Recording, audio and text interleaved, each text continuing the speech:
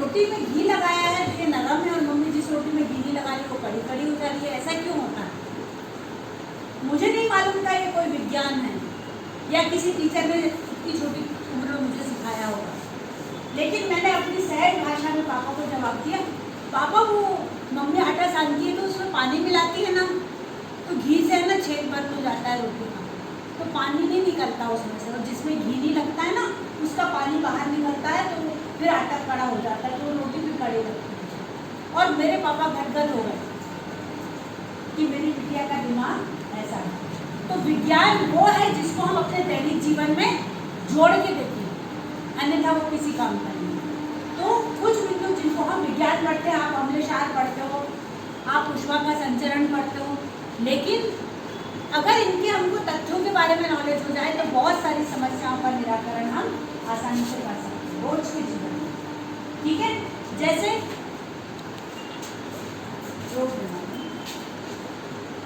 का क्वेश्चन है, हम 9वीं से 12वीं हायर सेकेंडरी वालों का दिमाग कितना खाली है? हाँ बोलो। कैसे हो जाती है, कौन कर देता है रोज? मैं बच्ची हूँ, समझाओ मेरे को, तुम टीचर हो। गुब्बारे का आयतन प्रसांग पड़ गया, कैसे कौन पढ़ाती है, कैसे पढ़ेगा? इसको समझो।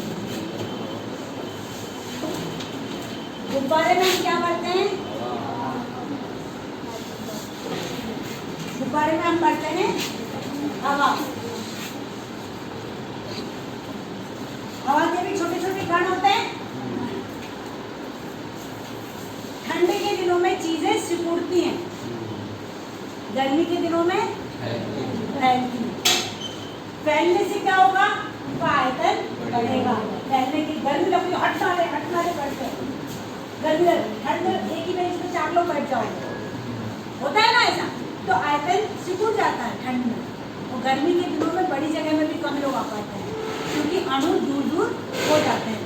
तो जैसे ही गर्मी होती है, ये पतली सी कुछ झिल्ली होती है इसकी, ये बाहर से तापमान को खींचती है और अंदर की हवा फैल के बाहर जाने का रास्ता ढूंढती है।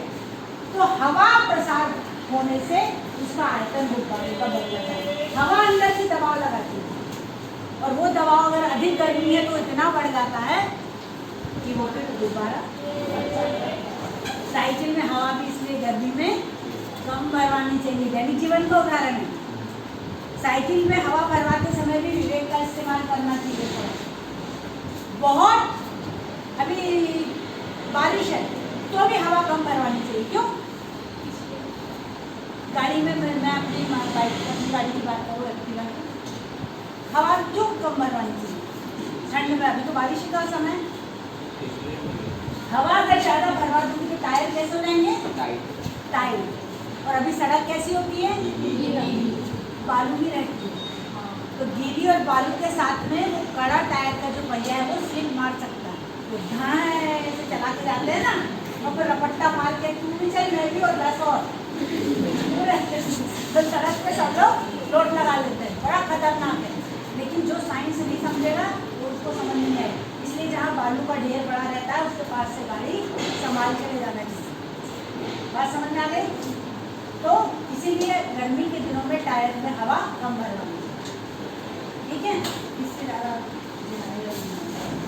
बनते हैं और वो उदासीन होते हैं ना, हम लोग पे न छाप। ज़्यादा कास्टिक सोडा हाथ में पड़ता है तो हाथ जल जाता है, सबको पता है। और वैसे ही एसिड डल जाता है, उससे फकोले पड़ जाते हैं। सुना है कि नहीं? दोनों ही चीज़ जलाने वाली है, लेकिन दोनों को मिला दे तो उदासीन हो जाता है। उनकी जलाने की क्षमता कम हो जाती है, खत्म हो जाती है। तो जब भी कोई कीड़ा काटता है या चींटियाँ, हमारे स्टाफ में एक मैम थी, उनकी बिटिया थी 1.5 साल की।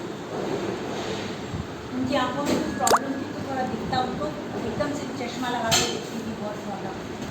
तो बच्ची को नहला के आई और टावल, यही मौसम था, और उन्होंने टावल से उसको लपेट दिया छोटे बच्चे को, और वो चीखना शुरू कर दी, लड़की रोने लगी। पूरे बदन पे उसकी चींटियाँ चिपक गई थी, लाल क्योंकि टावल में रहती है वाले, और उसके पूरे बदन में चींटियाँ। सोचो आप 1-1.5 साल की बच्ची चीख चीख के रोने लगी और उनको समझ में नहीं आता कि उनको दिख नहीं रहा था और रो रही थी वो। फिर अचानक जब देखा तो वो केमिस्ट्री की टीचर थी, तो उन्होंने तुरंत खाने के सोडे को पानी में घोला और उसका पूरा लेप उसके शरीर में लगा दिया।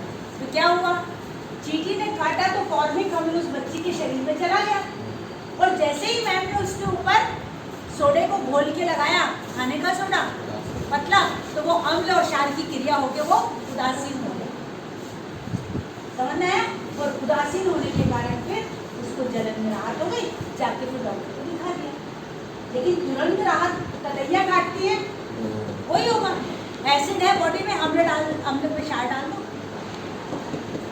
गीला चूना रगड़ दो, गीला होना जरूरी है तब तो मिलेगा वो, और या फिर चूने को पानी में घोल के लगा दो, तो ये इससे राहत मिलेगी। धीरे धीरे अगर दांत ही गिर जाएंगे तो कहोगे कहाँ से? कितने लोग इतने में से रात में ब्रश करके सोते हैं? हाथ ऊपर करें, एक तो उठा दिया उसको। रात में ब्रश करने वाले लोग कितने हैं? कितने लोग रात में ब्रश करते हैं? हालत देख रहे हो? मैं करती हूँ। अच्छी आदतों में से ये सबसे बेस्ट हैबिट है रात में ब्रश करके सोना। झूठ बोल रहे हैं। आप एक बार सुबह ना करो, मैंने अभी 10वीं में, जबकि 10वीं वाले भी हैं नहीं, है तो तब भी देखो उनकी आदतें नहीं सुधरी। तुम तो करते हो ना? नहीं, तुम नहीं आदत।